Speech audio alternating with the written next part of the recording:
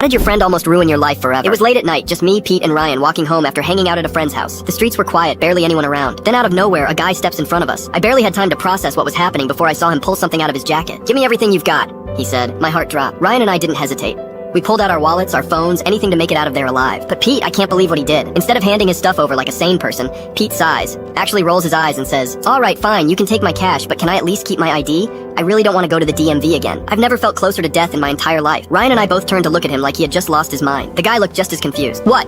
the robber said, staring at him. Pete holds up his wallet, pulls out his ID, and waves it in the guy's face. "Dude, seriously, just take the cash. I don't want to deal with all the paperwork." I was standing there, completely frozen, wondering if this was going to be the way I died. The guy actually tilts his head like he's considering it, and then he hands Pete his ID back. I couldn't believe what I was seeing. I was fully prepared to run, to fight, to do whatever it took to survive, and Pete was out here negotiating. The guy takes the rest of our stuff, tells us to turn around and walk away. We obviously didn't argue. I asked Pete why he would do that, and he said, "I just didn't to wait in the line again. That was the last time I trusted him with my safety."